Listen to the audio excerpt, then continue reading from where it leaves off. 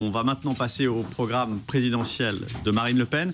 Et pour le défendre, eh bien, nous accueillons le vice-président du Front National, Florian Philippot, député européen. Bonjour Monsieur Philippot. Bonjour. Merci d'être là. Vous l'avez compris, l'exercice exige un peu de concision parce qu'évidemment, il y a beaucoup de sujets à aborder et donc c'est toujours un peu compliqué. Nous allons tout de suite rentrer dans le vif du sujet avec l'éducation aussi avec vous. Marine Le Pen a spécifié qu'elle voulait renforcer les apprentissages de base et notamment le français, 50% du temps consacré à l'apprentissage du français dans le primaire. Question simple, qu'est-ce que vous supprimez comme matière ou au détriment de quelle matière vous imposez ce partage du temps ? Moi, je pense qu'il faut, si vous voulez, on a essayé, on a un peu papillonné, on a expérimenté ici et là depuis quelques dizaines d'années à l'école primaire. Je pense qu'il faut revenir à l'apprentissage des fondamentaux en école primaire. Alors c'est le français, c'est le calcul, c'est aussi le début des sciences et de l'histoire, on le sait bien, et notamment effectivement réserver 1 heure sur 2 en moyenne en école primaire à l'apprentissage du français. Entendons-nous bien, quand on apprend le français, il faut l'apprendre de manière, je pense, efficace, c'est-à-dire selon des méthodes qui ont fait leurs preuves. Je pense par exemple à la méthode syllabique en cours préparatoire, elle a fait ses preuves. Alors je sais qu'il y a eu beaucoup d'expériences pédagogistes à partir des années 70, qui ont parfois été imposées à des professeurs, des enseignants qui n'y croyaient pas vraiment, qui en sont revenus eux-mêmes. Au détriment de quelle matière ?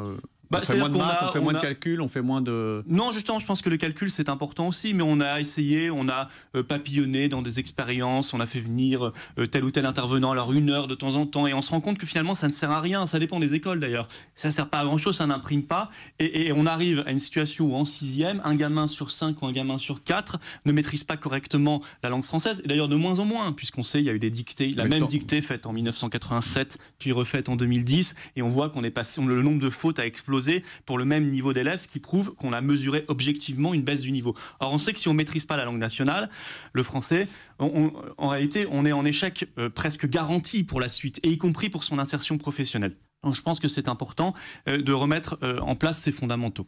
Dans votre programme, vous voulez promouvoir le roman national et bannir les repentances d'État qui divisent. Je cite, vous faites référence à quoi exactement ? C'est-à-dire qu'on a pris l'habitude déjà de moins enseigner l'histoire de France, là aussi. Or, moi, je pense qu'une nation qui se projette dans l'avenir... Plus de français, plus d'histoire de France ? Oui, alors l'histoire de France, c'est un peu en primaire, mais c'est aussi beaucoup au collège et beaucoup au lycée. Puis on affine. Qu'est-ce qu'on appelle roman national ? C'est surtout l'apprentissage en primaire.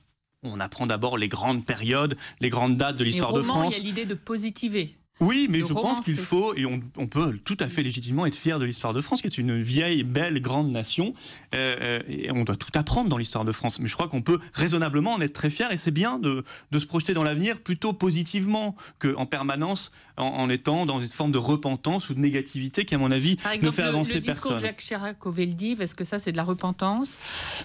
C'est-à-dire que moi, vous savez, j'ai toujours été dans la position traditionnelle de la France, de penser que la France était à Londres. Et d'ailleurs, à la fin, heureusement, de la guerre, eh bien, il y a eu ces décrets qui ont abrogé, qui ont rendu illégaux tout ce qui a été fait, Dieu merci. Pour préciser les choses, Jacques Chirac avait donc reconnu la responsabilité de l'État français dans la collaboration, en faisant référence à la France de Vichy. Elle était à Londres, la France, elle était dans la résistance, et la République n'a jamais cessé d'exister, mais elle était partie à Londres.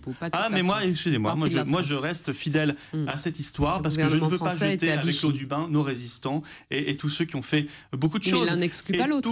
Oui, mais tout ce qui est, bien sûr qu'il faut connaître l'histoire. Il faut certainement pas. Il n'aurait pas fallu faire ce discours, c'est ça. Moi, je pense que il faut. Vous savez, il y a eu des décrets à la fin, en 1944, à la fin de cette période, pour rendre illégaux tout ce qui a été décidé par la période de Vichy. Dieu Donc merci. Pour vous, la responsabilité de l'État français dans la collaboration n'est pas un fait historique. De Français, oui. Ça, c'est évident. De l'État français, non. Moi, je mets la France et la République à Londres. Avant d'en venir à la question du mariage pour tous, sur lequel Audrey Pulvar va vous interroger, j'avais une question sur l'accueil des migrants et des enfants de migrants. Je voudrais juste ajouter une petite chose sur l'école. Pour que ça fonctionne bien, il faut revenir sur la réforme des rythmes scolaires, qui a créé d'ailleurs une inégalité absolument terrible entre communes riches et communes pauvres, y compris entre public et privé. Donc on revient à l'ancien système, 4 jours et demi par semaine. En tout cas, pour le moment, il faut réfléchir à ce système-là où on concentre sur une demi-journée dans la semaine l'ensemble des activités, mais c'est vrai que ça a rendu les choses plus difficiles pour les parents. Pour les municipalités, ça coûte très cher. Alors on a des inégalités entre les communes riches qui peuvent se le permettre et les communes pauvres qui n'y arrivent pas.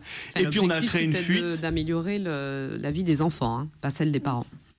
Oui, je suis pas certain qu'elle soit améliorée parce que on est parti d'un objectif pédagogique où on devait faire des journées un peu plus courtes et finalement les journées sont aussi longues et on n'y arrive pas. Et en plus, on a créé une fuite d'élèves du public vers le privé parce que le privé n'est pas soumis à cette réforme. Alors est-ce que c'est tout à fait l'objectif qu'on espérait? Je ne le crois pas. Donc vous reviendrez sur cette réforme. Oui, il faut écouter les enseignants, les municipalités et les parents qui ont été affectés par cette réforme. Question Florent Philippot sur les enfants de migrants, sur les enfants d'étrangers qui bénéficient d'une scolarisation gratuite. Marine Le Pen avait évoqué la fin de l'éducation gratuite pour les enfants étrangers. Est-ce que vous maintenez cette mesure? Alors, déjà, il y a étrangers clandestins. Là, la question ne se pose pas, puisqu'ils n'ont pas vocation à rester en France. Il faut faire appliquer la loi. Une personne clandestinement en France n'a rien à faire en France. Parfois, elle a des enfants en bas âge et elle est en attente, par exemple, d'une demande de droit d'asile, ou bien pour les cas des migrants qui n'ont pas rempli les formalités. Je parle des personnes qui sont clandestinement en France. D'accord. Quant aux personnes qui sont de nationalité étrangère et qui sont en situation légale en France, nous mettrons en place, mais c'est le cas dans plusieurs services publics, un forfait, peut-être même symbolique, pendant 2 ans, qui n'empêche pas du tout l'accès aux services publics, que ce soit la santé ou que ce soit l'école, mais qui permet qui demande un petit forfait à ces personnes étrangères, voilà, pour pouvoir accéder. Et au bout de 2 ans, il y aura plus de forfait, elles rentreront dans le régime général. Voilà, j'aimerais dans le même temps qu'on rende à l'étranger les lycées français gratuits, ce qui n'est pas le cas aujourd'hui pour les élèves français, ce qui a été le cas pendant quelques années, mais ce qui n'est pas le cas. Florent Philippot, sur cette question d'enfants d'illégaux ou de clandestins, ça veut dire qu'un clandestin devra aller se déclarer comme clandestin et payer pour la scolarisation de ses enfants? Non, un clandestin n'a pas à se déclarer comme clandestin. Un clandestin, il a quitté le territoire national. Donc, ces enfants donc ça, c'est simplement les services de l'État qui doivent faire leur travail. Quand une personne est clandestinement, je vous le rappelle, en France, elle n'est pas légalement en France. Mais je pense que c'est... Pardon ? Ces enfants pourront être scolarisés gratuitement ou pas ? Mais nous sommes favorables au regroupement familial, mais à l'extérieur des frontières nationales. Évidemment, nous ne séparons pas les familles et elles pourront parfaitement être scolarisées dans leur pays. Mais nous n'interromprons pas brutalement, si c'est le sens de votre question, une scolarité. Maintenant, je vais vous dire une petite chose sur l'école. Moi, je pense que remettre l'école primaire effectivement sur ses pieds, sur ses fondamentaux, permettre aussi au collège, qui a été le maillon faible, de redevenir un vrai moment d'orientation, ce qui n'a pas toujours été, ce qui n'a plus été depuis quelques années, notamment à cause de la réforme du collège de Madame Vallaud-Belkacem, qui a quand même été une catastrophe. Je pense que c'est extrêmement important. Et remettre de la médecine scolaire, enfin, à l'école. On sait par exemple que la prévention bucco-dentaire en CP a été supprimée. C'est un vrai souci. Florent Philippot, comme ça, on a une vision globale. La santé bucco-dentaire intéresse beaucoup nos éditeurs, mais peut-être le mariage pour tous aussi. Sur le mariage je suis sûr qu'elle les intéresse beaucoup, surtout celle de leurs enfants. Autre loi sur laquelle Marine Le Pen veut revenir, elle veut un Pax amélioré, donc revenir sur la possibilité pour des personnes du même sexe de se marier, d'être complètement mariées. Pourquoi revenir sur un droit acquis qui remporte l'adhésion d'une majorité de Français, y compris au Front National? Déjà, ça n'est pas rétroactif. Je le précise. Oui, mais ça, ensuite, elle n'a pas changé de position. Elle n'a pas changé de position lorsqu'elle a élaboré son projet, elle a toujours dit. Elle remplacera par un Pax amélioré l'union civile. La loi a été votée et elle est entrée en application. Non, mais après, voilà. Une loi, ça se change. Maintenant, c'est pas rétroactif. Maintenant, je vais vous dire, je pense que les familles françaises, quand elles se lèvent le matin, elles ne pensent pas forcément au mariage pour tous. Qui, à mon avis, n'est pas le cœur de leur préoccupation. Mais ça peut fracturer, ça arrive. Moi, je pense que le cœur de leur préoccupation, c'est de rendre de nouveau universelles les allocations familiales, ce qui n'a plus été le cas. Oui, mais là, vous ne répondez pas à ma question. Si, j'ai répondu, je vous ai répondu.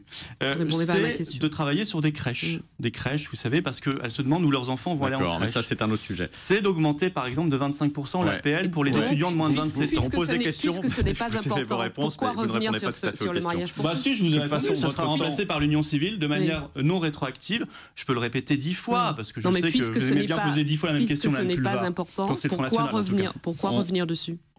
Puisque ce n'est pas important et que ce n'est pas une préoccupation pour les Français, pourquoi parce que c'est notre choix. Parce que c'est le choix de Marine Le Pen. Je sais que ça vous déplaît, mais c'est notre choix. Mais je pense que ça n'est pas la préoccupation première des familles. Je pense qu'augmenter de 25% les APL pour les étudiants de moins de 27 ans... Merci Florian Philippot. Oui, mais je le redis, parce que vous avez couvert ma voix. Augmenter de 25% les APL pour les étudiants de moins de 27 ans, je pense que c'est beaucoup plus important. Votre temps est écoulé. Merci en tout cas d'avoir participé à ce